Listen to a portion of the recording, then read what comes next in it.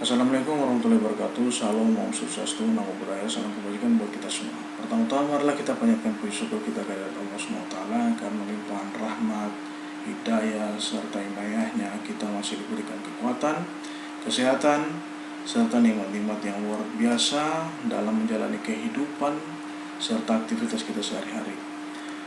Yang mana dalam kondisi saat ini kita masih dirundung oleh suatu wabah pandemi COVID-19, dan tentunya itu cukup memberikan kita dampak yang serius terhadap pertumbuhan ekonomi dan juga perkembangan berbangsa dan bernegara kita. Semoga dengan adanya kejadian ini kita dapat menjadikan sebuah pembelajaran dan juga motivasi untuk bisa bangkit, dan juga kita berharap bersama-sama agar teman-teman kita yang masih terkena musibah penyakit dari wabah COVID-19 tersebut dapat cepat sembuh, dan kita berharap semoga wabah COVID-19 ini cepat berakhir dan tentunya kita dapat beraktivitas seperti biasa.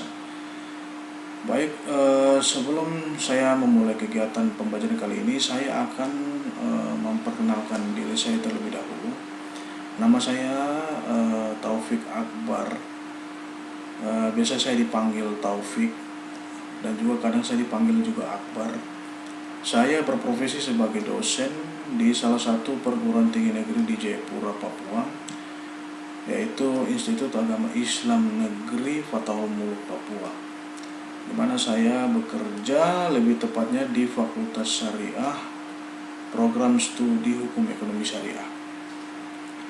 Baik, itu cukup perkenalan singkat dari saya. Kita langsung saja mulai kegiatan pembelajaran kita, yaitu strategi pembelajaran dan motivasi belajar. Yang mana strategi pembelajaran dan motivasi belajar ini sangat erat kaitannya dengan menciptakan suatu peningkatan dalam mutu pendidikan di perguruan tinggi atau di lembaga pendidikan lainnya. Tentunya dengan adanya strategi pembelajaran dan motivasi belajar ini, kita berharap bisa mempelajari dan juga bisa menelaah kira-kira strategi mana yang cocok dalam sebuah pembelajaran, dan kira-kira kiat-kiat apa yang bisa kita laksanakan dalam memotivasi peserta didik yang berorientasi menyelenggarakan pendidikan. Baik, kita masuk ke tujuan umum. Tujuan umum dari pembelajaran kita yang pertama adalah memahami dan mengembangkan strategi pembelajaran. Yaitu di sini kita perlu pahami dan juga kita harus bisa bagaimana caranya mengembangkan sebuah strategi pembelajaran yang akan kita sampaikan kepada peserta didik kita, baik siswa maupun mahasiswa. Yang kedua adalah memotivasi diri dan mahasiswa untuk terus belajar. Jadi dengan adanya strategi pembelajaran ini, tujuan umum kali ini yaitu cukup bisa memberikan motivasi kepada diri kita dan juga bisa memberikan motivasi kepada mahasiswa. Tentunya di sini kita dan mahasiswa atau peserta didik adalah sebagai suatu pelaku dalam penyelenggara pendidikan dan peningkatan mutu pendidikan tinggi di perguruan tinggi atau di lembaga pendidikan yang kita sekarang bernaung. Baik, kita lanjut ke tujuan khusus pembelajaran. Yang pertama adalah menjelaskan strategi pembelajaran di perguruan tinggi. Jadi kita perlu menjelaskan strategi pembelajaran yang ada di perguruan tinggi. Kemudian yang kedua adalah menjelaskan motivasi belajar di perguruan tinggi. Jadi kita perlu menerangkan secara deskriptif kira-kira bagaimana kiat-kiat kita dalam memberikan motivasi baik kepada diri sendiri maupun kepada orang lain, lebih khususnya kepada peserta didik atau mahasiswa di dalam perguruan tinggi atau lembaga penyelenggara pendidikan tinggi. Yang ketiga adalah menjelaskan tuntutan belajar di perguruan tinggi. Jadi kita perlu juga menjelaskan kira-kira beban apa yang kita pikul sebagai dosen dan juga beban apa yang kita pikul sebagai peserta didik atau mahasiswa ya. Jadi kita perlu tahu kira-kira beban sebagai dosen dan juga beban sebagai mahasiswa itu seperti apa. Dan itu yang ada di dalam tujuan khusus pembelajaran kita kali ini. Baik, kita masuk ke definisi strategi pembelajaran, di mana kita perlu tahu apa arti strategi dan juga apa arti dari sebuah pembelajaran. Strategi menurut pengertiannya di sini adalah pendekatan secara menyeluruh yang di dalamnya terdapat pelaksanaan gagasan, perencanaan, eksekusi sebuah aktivitas yang dilakukan dalam kurun waktu tertentu, di mana sebuah strategi ini didasarkan oleh sebuah pelaksanaan gagasan, yang mana jika kita ingin membuat menstrategikan suatu program, kita tentunya harus punya suatu berangkat dari sebuah ide. Contohnya nih, saya ingin membuat strategi saya dalam menggait si cewek itu. Kira-kira apa sih yang harus kita laksanakan strateginya? Mungkin pertama adalah kita menetapkan dulu kira-kira kriterianya yang kita butuhkan seperti apa. Kan kriteria perempuan kita seperti apa. Kemudian kalau kita sudah dapat perempuan tersebut, kemudian kita perlu pendekatan. Kira-kira pendekatan apa yang akan kita laksanakan? Contohnya seperti itu. Jadi pendekatan secara menyeluruh, secara komprehensif dilaksanakan dari sebuah pelaksanaan gagasan sampai terhadap eksekusi sebuah aktivitas, ya, dalam sebuah kurun waktu tertentu. Jadi strategi mempunyai sebuah batasan waktu ya. Jadi setiap strategi yang dilaksanakan tentunya ada batasan waktunya. Contohnya seperti di kantor kita pernah dengar tentang rencana strategis. Nah, perencanaan strategis itu kan biasanya kita rumuskan pada saat evaluasi. Kemudian kita rumuskan biasanya dalam awal tahun, kira-kira range teranya kita dalam 1 tahun ini apa, seperti itu. Atau dalam jangka waktu 1 tahun, atau dalam waktu jangka 5 tahun, dan seterusnya, seperti itu. Kemudian pembelajaran berdasarkan Undang-Undang Nomor 12 Tahun 2012 Pasal 1 Ayat 12, di mana proses interaksi atau hubungan timbal balik antara dosen dan mahasiswa yang berdasarkan kepada sumber belajar ya. Jadi interaksi dosen dan mahasiswa yaitu adanya feedback atau timbal balik dosen dan mahasiswa dengan bahan kajian atau mata kuliah yang menjadi sumber belajar dari proses interaksi atau timbal balik tersebut. Tentunya itu dilaksanakan dalam lingkungan pembelajaran. Sehingga definisi strategi pembelajaran secara kompleksitas yaitu prosedur pembelajaran yang berusaha membantu usaha belajar mahasiswa, mengorganisasikan pengalaman belajar dan merencanakan bahan ajar sehingga terciptanya proses pembelajaran yang lebih efektif dan efisien dan tercapainya tujuan pembelajaran. Tentunya dari strategi pembelajaran ini kita tahu bahwa dalam pelaksanaan kegiatan pembelajaran tentunya harus ada namanya prosedur pembelajaran, di mana dalam prosedur pembelajaran itu diatur tentang bagaimana mekanisme pembelajaran mulai dari tahap perencanaan pembelajaran sampai kepada tahap evaluasi pembelajaran tersebut. Jadi dalam rencana pembelajaran kita sebagai pemateri atau sebagai dosen kita perlu menyiapkan suatu rencana pembelajaran ya. Jadi biasanya kalau kita ingin melaksanakan pembelajaran atau perkuliahan, kita perlu melaksanakan suatu atau menyusun suatu RPS atau rencana pembelajaran semester yang di dalamnya tentunya ada tujuan, ada kontrak kuliah, kemudian ada capaian pembelajaran, metode pembelajaran yang dipakai, kemudian sarana dan prasarana yang dipakai, dan kemudian gimana syarat kelulusan dan lain sebagainya. Kemudian kita harus tahu tentang kira-kira bahan ajar kita apa-apa saja yang harus disiapkan sampai kepada penilaian atau ujian akhir semester. Kemudian kita juga perlu melaporkan kira-kira apa sih yang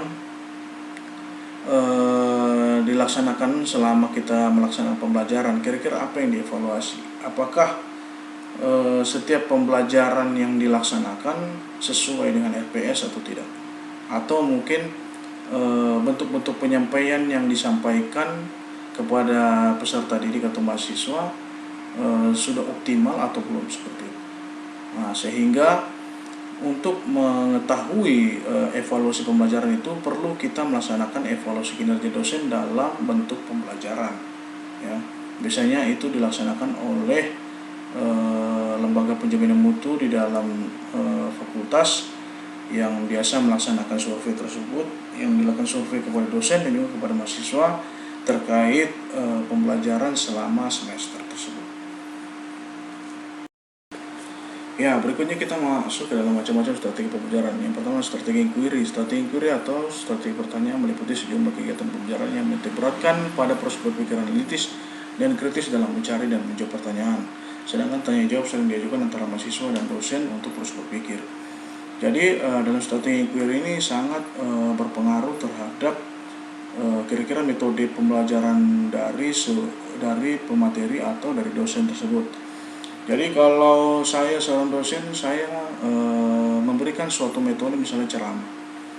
Saya memberikan ceramah tentang suatu fenomena kepada mahasiswa, kemudian saya memberikan mereka tugas, yaitu bagaimana caranya mereka menyelesaikan, menganalisa kasus tersebut. Jadi kemampuan analitis dan kemampuan berpikir dari mahasiswa itu sangat bergantung kepada metode pembelajaran yang dilakukan oleh dosen. Jadi sehingga kita sebagai dosen perlu memberikan metode pembelajaran yang tepat kepada mahasiswa agar mahasiswa ini dapat mempunyai wawasan dalam menganalisis dari suatu fenomena atau menganalisis dari suatu objek yang dapat memberikan mereka sebuah pencapaian dari penambahan wawasan mereka tersebut. Kemudian yang berikutnya adalah strategi ekspositoris, yaitu sistem pembelajaran ekspositori merupakan strategi pembelajaran yang menekankan pada proses pemberian pengetahuan atau materi yang diberikan secara lisan oleh guru atau dosen kepada mahasiswa yang ingin membantu mahasiswa atau siswa menguasai materi secara efektif. Jadi sistem pembelajaran ekspositori yaitu bagaimana strategi kita sebagai dosen memberikan suatu penyampaian informasi kepada mahasiswa baik secara lisan maupun non lisan, sehingga mereka benar-benar mengerti dan paham mengenai apa pesan yang kita sampaikan kepada mereka. Jadi tentunya dari ekspositori ini berusaha untuk memberikan suatu pesan atau informasi tentang materi perkuliahan atau bahan ajar kepada mahasiswa agar tentunya mereka dapat memberikan penguasaan dari sebuah materi atau pesan informasi yang telah kita berikan. Kemudian strategi SPBM yaitu pembelajaran. SPBM merupakan strategi pembelajaran yang memadukan beberapa kegiatan pembelajaran yang menonjolkan proses pemecahan masalah ilmiah. Jadi pembelajaran SPBM ini merupakan strategi yang cukup komprehensif karena di dalamnya mungkin terdapat studi kasus yang berusaha kira-kira mencari sebuah penalaran dari sebuah objek atau permasalahan yang kita hadapi.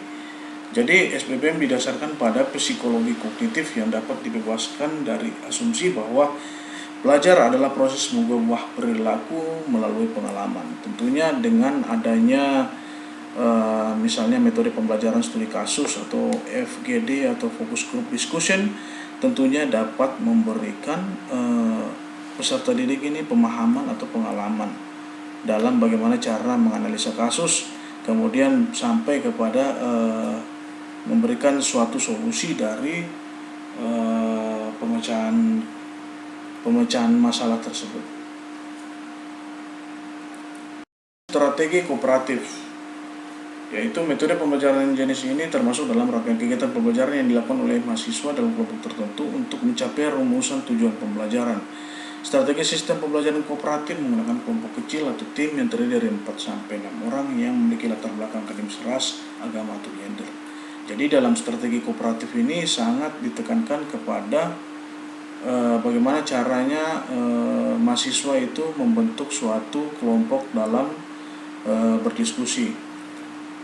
Hal ini mungkin sangat banyak dilakukan oleh beberapa dosen, karena hal ini sangat efektif dalam memberikan pemahaman yang cukup maksimal kepada mahasiswa, di mana dalam pembelajaran dalam strategi kooperatif ini sangat ditonjolkan kepada bagaimana caranya mereka dapat mempresentasikan dari sebuah materi yang dapat mereka sampaikan kepada kita sebagai dosen atau sebagai peserta didik yang lainnya.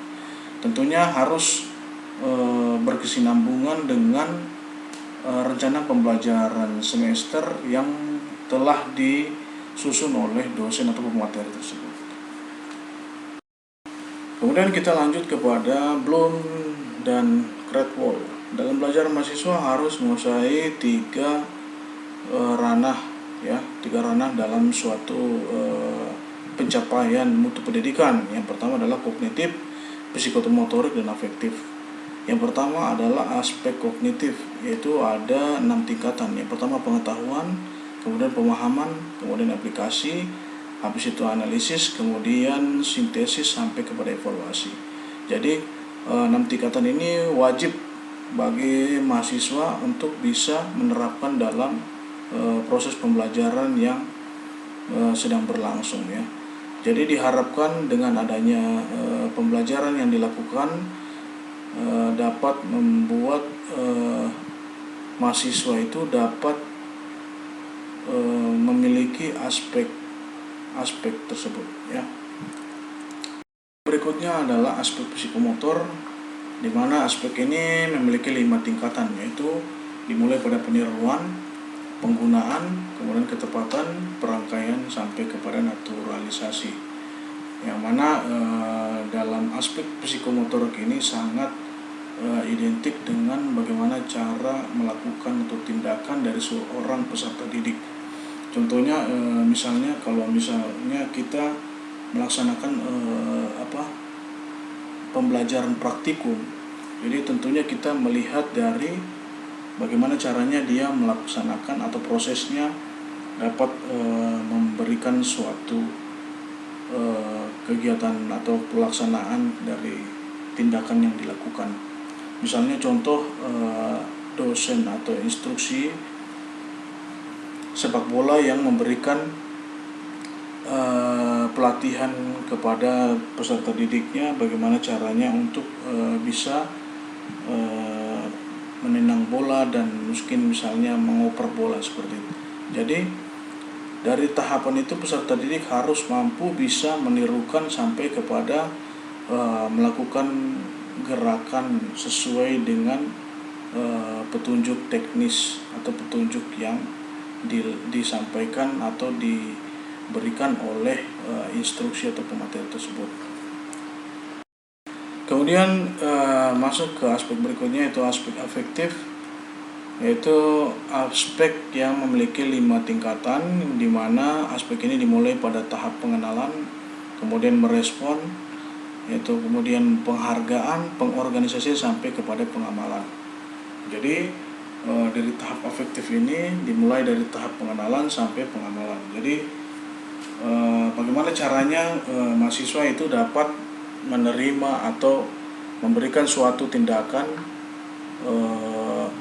suatu penerimaan suatu informasi atau suatu penerimaan dari sebuah materi atau pesan yang diberikan oleh pemateri sampai kepada bagaimana caranya dia bisa mengimplementasikan atau bisa mengamalkan dari setiap pesan atau materi yang disampaikan.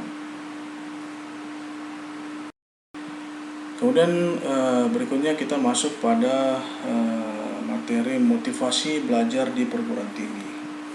Dari pengertian motivasi itu dilihat dari kata bahasa Inggris yaitu mover, yaitu menggerakkan, di mana kondisi yang menimbulkan perilaku atau mengarahkan perilaku dan mempertahankan intensitas perilaku. Jadi mover ini bukan hanya menggerakkan, tapi bagaimana juga bisa mendorong.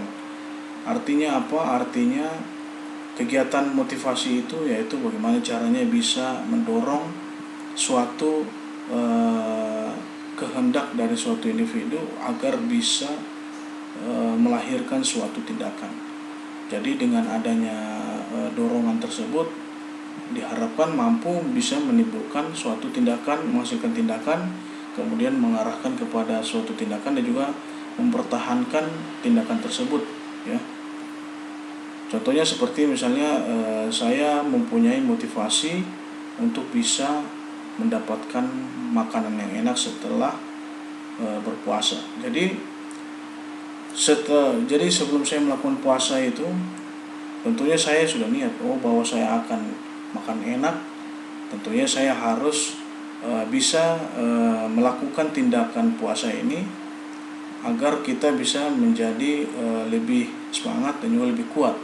Tentunya hal itu didasarkan oleh suatu pencapaian atau suatu keinginan dari suatu individu.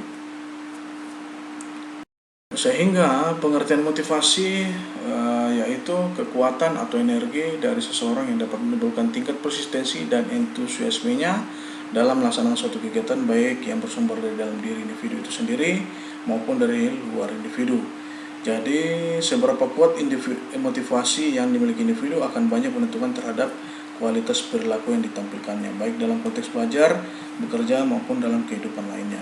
Jadi motivasi itu sangat berpengaruh terhadap tindakan yang akan dihasilkan, ya. Jadi motivasi itu didasari oleh suatu keinginan atau kehendak dari individu dan bagaimana caranya untuk bisa merealisasikannya dalam bentuk pelaksanaan atau tindakan. Jadi contoh misalnya saya ingin memotivasi diri saya agar bisa mengikuti investasi pasar modal syariah misalnya.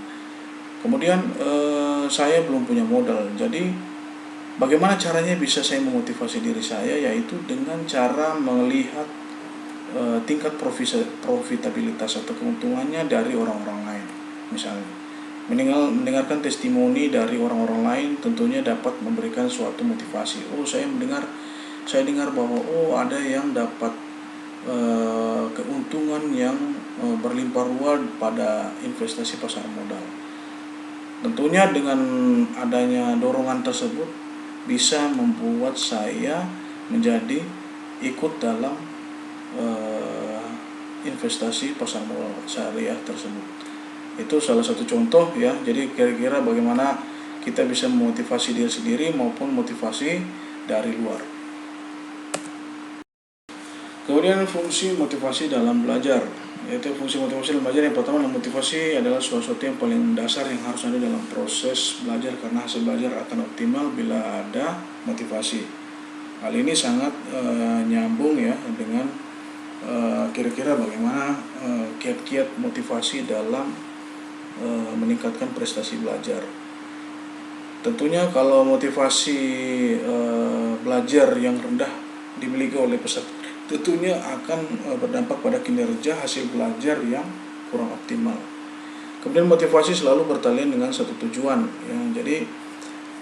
Jadi motivasi belajar tentunya yang dimiliki oleh setiap individu atau peserta didik tentunya memiliki suatu tujuan masing-masing, ya. Jadi setiap mahasiswa mempunyai motivasi belajar itu karena didasarkan oleh tujuan yang berbeda-beda, walaupun orientasinya tetap kepada hasil kepada kelulusan atau mungkin pencapaian nilai yang terbaik. Seperti itu. Motivasi yang pertama adalah sebagai pendorong untuk berbuat sesuatu dari setiap aktivitas yang dilakukan. Kemudian yang kedua, penentu arah perbuatan, yakni ke arah tujuan yang ingin dicapai. Yang ketiga adalah menyeleksi perbuatan. Yang keempat, pendorong usaha untuk mencapai prestasi. Jadi fungsi motivasi itu sangat berkaitan terhadap bagaimana meningkatkan pembelajaran yang optimal di dalam suatu pembelajaran. Kemudian bentuk motivasi di sekolah itu motivasi anak-anak berbeda.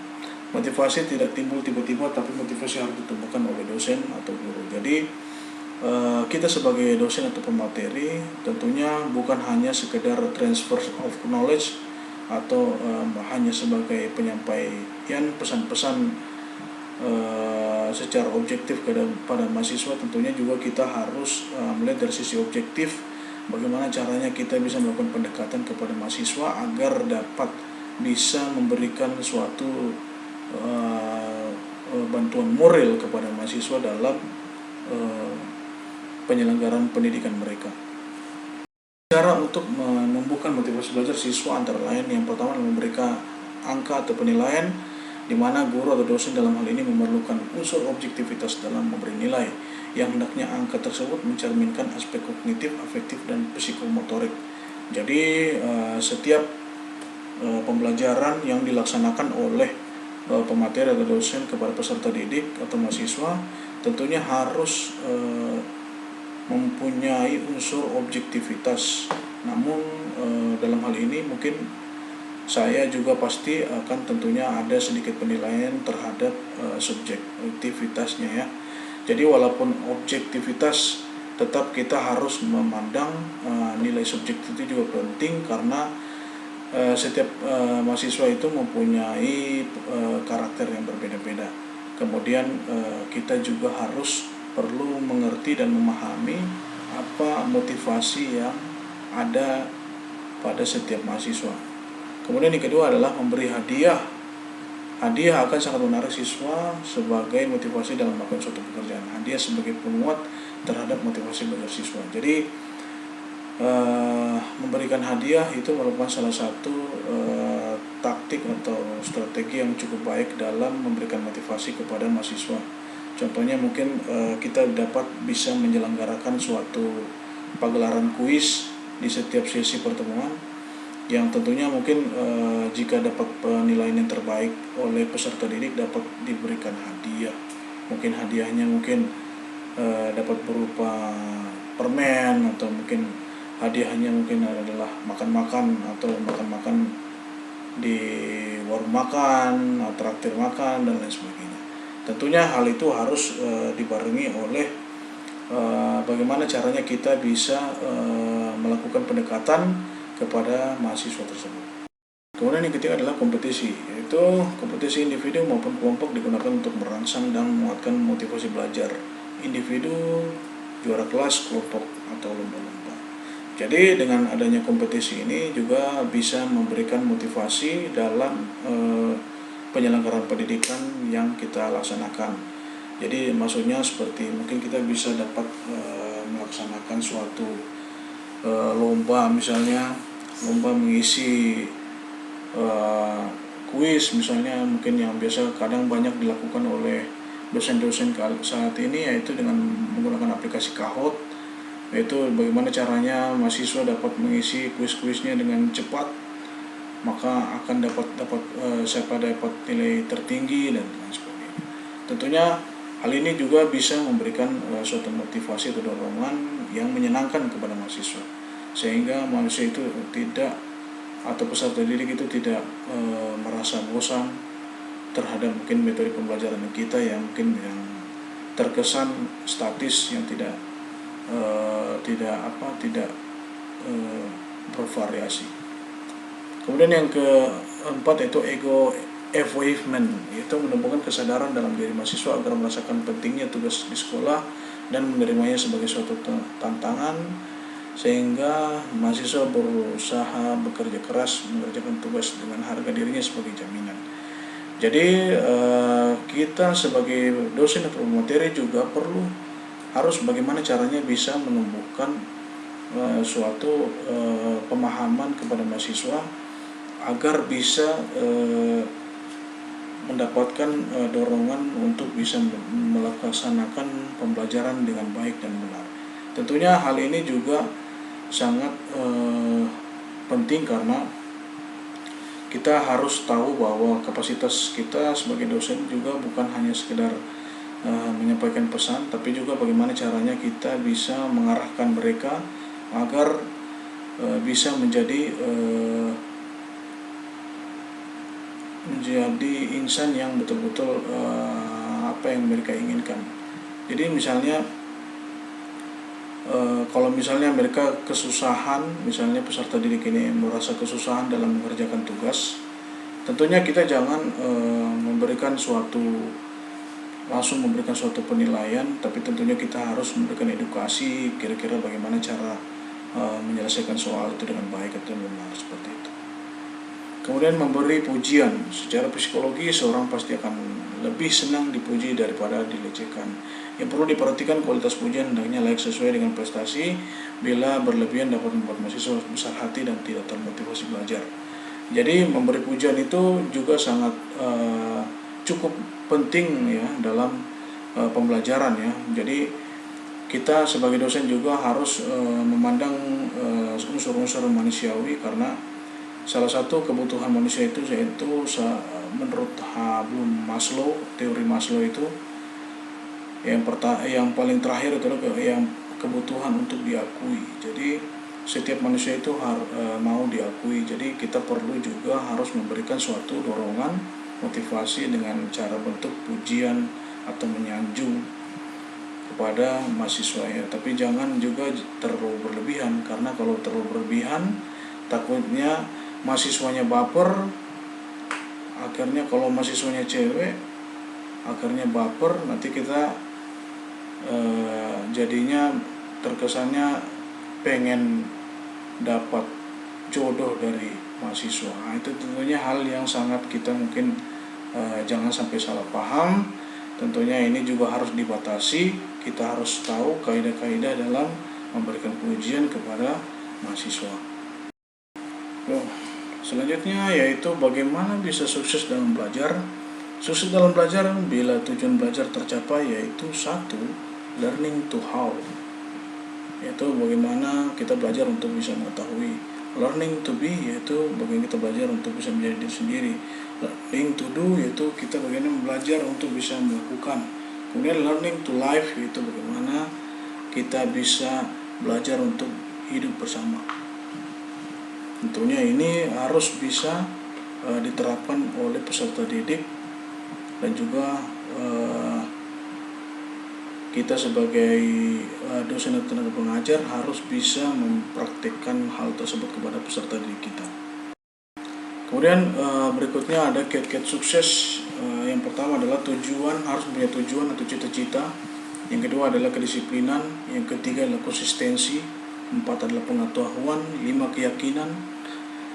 Dan 6 tindakan. Dan 7 sehat jasmani dan rohani. Ini adalah salah satu faktor-faktor yang mempengaruhi dan juga menumbuhkan dalam kiat-kiat sukses, baik sukses belajar maupun dalam sukses bekerja.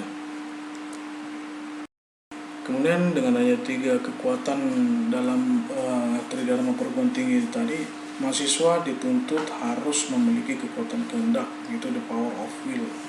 Jadi selain menumbuhkan motivasi, mahasiswa juga itu harus punya keinginan yang kuat terhadap pencapaian pembelajaran yang ingin dilakukan atau cita-cita yang ingin dicapai. Kemudian yang kedua, memiliki persistensi atau ketekunan. Jadi mahasiswa itu harus mempunyai ketekunan atau rajin, dan juga mempunyai nilai kedisiplinan dalam setiap pembelajaran. Kemudian 3, memiliki keinginan desire untuk menjadi suatu kenyataan, yaitu ingin bisa menciptakan suatu realisasi dari sebuah angan-angan atau cita-cita yang diinginkan, seperti itu. Kemudian berikutnya ada kiat-kiat sukses. Yang pertama adalah tujuan, harus punya tujuan atau cita-cita. Yang kedua adalah kedisiplinan. Yang ketiga adalah konsistensi.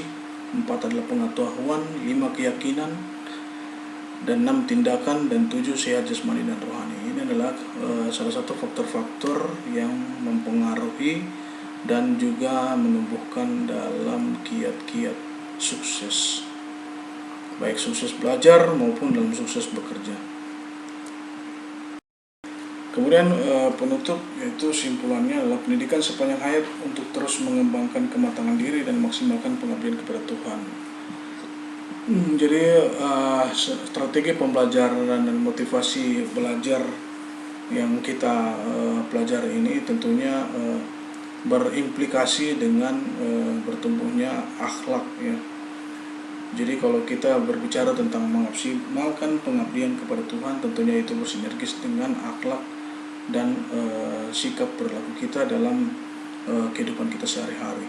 Jadi bagaimana caranya tingkat pemahaman dan juga tingkat kedewasaan kita dalam membawa diri kita itu sangat bersinergis dengan strategi pembelajaran dan juga motivasi belajar, dan juga itu merupakan salah satu tindakan yang sangat bersinergis dengan nilai-nilai kepercayaan yang kita yakini masing-masing. Kemudian evaluasi sebagai dosen pembimbing akademik, buatlah contoh rencana akademik bersama mahasiswa agar mahasiswa lulus dalam waktu cepat, berprestasi dan mandiri. Oke, mungkin cukup sekian dari saya dengan apa yang telah saya sampaikan tadi. Kiranya mungkin itu bisa mendapatkan sedikit pemahaman dan juga sedikit pembelajaran buat kita semua, bagaimana caranya kita bisa mengembangkan strategi pembelajaran dan juga tentunya bisa membuat suatu kiat-kiat pengembangan motivasi belajar terhadap diri sendiri dan juga terhadap peserta didik kita. Jadi itu saja mungkin yang bisa dapat saya sampaikan. Kurang lebihnya saya mohon maaf teman-teman apabila ada salah kata dalam penyampaian dan juga ada unsur kesengajaan atau unsur yang ketidaksengajaan dalam kegiatan pembelajaran ini. Saya mohon maaf sebesar-besarnya karena saya juga masih belajar. Akhirul kalam, wabillahi taufiq wal hidayah. Wassalamualaikum warahmatullahi wabarakatuh.